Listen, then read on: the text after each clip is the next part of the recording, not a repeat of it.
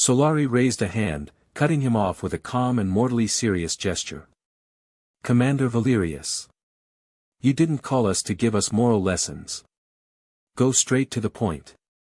Though I can already imagine what you're going to say. I only answered because I wanted to see your face for the first and last time. Incredulity took over Valerius's countenance. It is incredible, the lack of respect with which you speak to me. However, if you order your army to retreat, if you leave HFY alone in this suicidal attack and beg for clemency, we could be lenient. Think about it, you have no chance. By the time reinforcements arrive, you will be finished. If that happens, it happens, Solari replied. I recently went through much more complicated situations, and yet here I am, ruling the Milky Way. We finished off our own authorities, and now we are coming for yours. I can handle this too. Solari straightened up. You are not talking to the old council. Things are different now. Valerius hesitated, his disbelief transforming into rage. Think carefully. What if I order Caprax and Archon not to come to the capital for reinforcements, but instead divert them to attack you directly? Solari let out a laugh. I've already analyzed that possibility. And I know perfectly well you won't do that. You're trying to manipulate me. Caprax and Archon will go directly to the capital because you, in case you lose the battle, will hide there waiting for them to arrive. One way or another, you are finished. If that happens, you will be exposed. Your entire world will see how you hid like the insect you are. No one will respect you after that. Solari's voice grew more powerful. I heard the rumor that Elder Primus ordered HFY to attack the terrestrials again and you agreed. And that, based on that, this coup was generated. Look at the trouble your own people got you into. You are not fit to rule. Solari, I assure you this will not end like this, Valerius responded, control vanishing from his voice. When we are done with HFY, we will come after you. Don't worry about that, Solari replied. We will be waiting for you. But we both know it won't come to that. The hologram dissolved. Valerius had cut the communication. Chapter 57, The Fall of Elder Primus. Location, Hegemony Command Chambers, capital of the Kartak Empire. Time, immediately after the communication cut with Solari, the hologram extinguished, leaving a trail of luminous mist over the control table. Supreme Commander Valerius stood rigid. His eyes, now stripped of any vestige of his usual arrogance, fixed upon the circle of hegemony elders. Solari and HFY are right, Valerius hissed, his voice low and laced with venom. He looked directly at the oldest among them, Primus, the lead strategist. This is your fault, Primus. You caused this. You pushed for that stupid terrestrial attack and gave HFY the exact pretext for a coup d'état. Now, you will have to answer for it. Primus attempted to speak, his mouth trembling, but Valerius cut him off at the root. You are going to a military tribunal, the Supreme Commander sentenced. And most likely, you will be executed. He gestured to the guards flanking the room. Take Primus away. The trial must be held as soon as possible. We have no time for litanies or delays. HFY is only days away.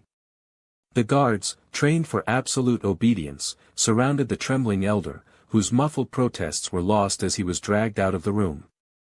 The message was clear, loyalty no longer guaranteed survival, and the hegemony was beginning to devour itself under the pressure of the imminent attack. Valerius turned toward the remaining officers, his eyes cold, and the command table lit up with a star map reddened by HFY's proximity data. The true battle, Valerius knew, was only just beginning. Location, New Council Chamber, Galactic Nexus. Time, minutes after the communication cut with Supreme Commander Valerius. In the center of the New Council Chamber, a holographic star map projected the locations of the hegemony fleets. The tension in the room was palpable, but Solari handled it with an almost unreal calm. Naelth was the first to speak, pointing to two large clusters beginning to shift from the edges of the map toward the center. Finally, Caprak's and Archon's troops have started to move. Valerius reached out to them, Solari noted.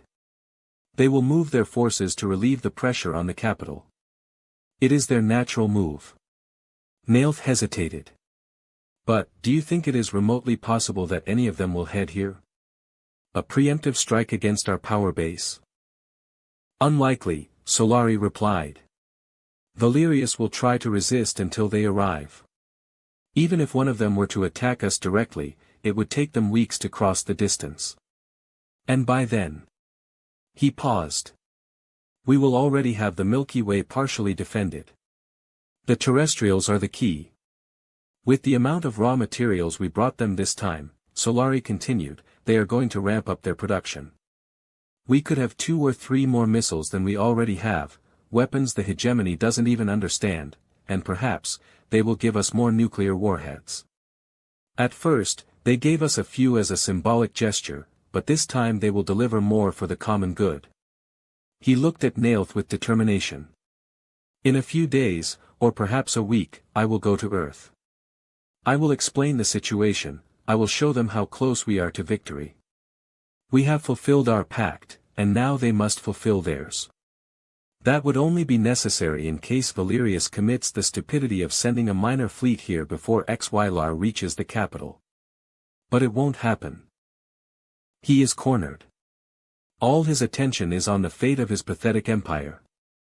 Nailth, nervous about the situation they had reached, asked Solari, doesn't all of this make you nervous? We are governing the galaxy after having finished off the old council, and now we are sending troops, and when the time comes, we will have the entire Krtak hegemony against us, even HFY. I'm glad it doesn't look like I'm nervous, Solari replied. I understand the situation, and yes, it makes me nervous. But I also understand that one has to do what must be done to fix things. If we did nothing, the galaxy was going to turn into ashes. Don't forget the massacre these genocidal beings committed in the past, they pulverized 42 worlds and no one dared to go against them. We did the right thing, and we will see what happens next.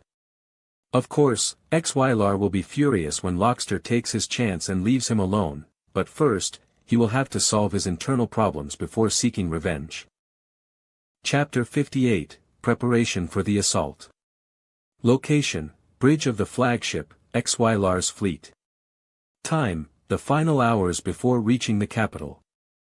The massive viewport of the bridge showed the capital of the hegemony in all its magnitude. HFY's fleet was no longer moving. The time for waiting had ended, only the attack remained. HFY turned toward General Thrak with a dangerous calm. General, it is almost time. Our objective is clear, we will destroy all their defenses and capture, then eliminate, Valerius. And as a priority, Elder Primus and the others. He paused, his gaze sweeping over the crew. I want our troops to know the truth, this conflict was caused by those elders and their failures. Lockster's troops will simply provide support.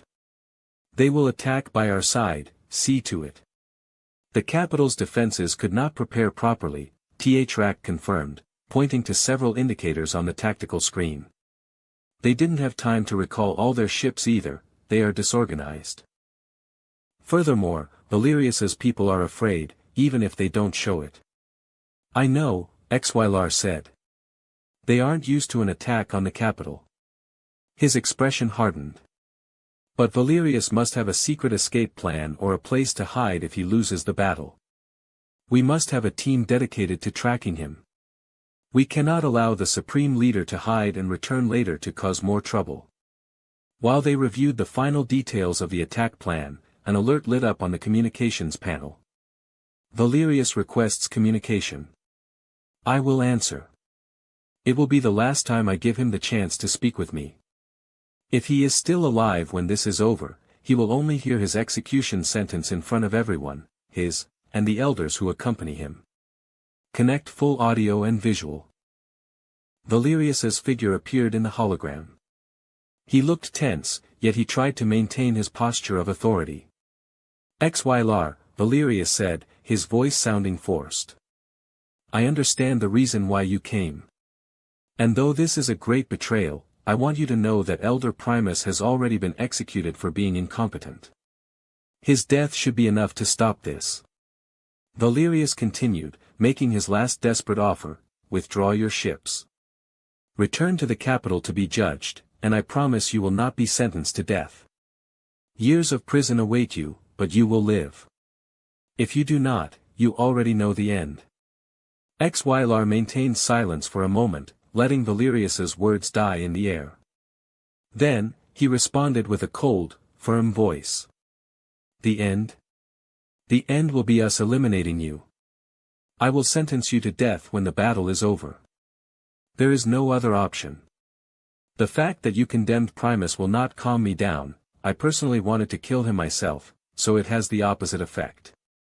The situation is irreversible.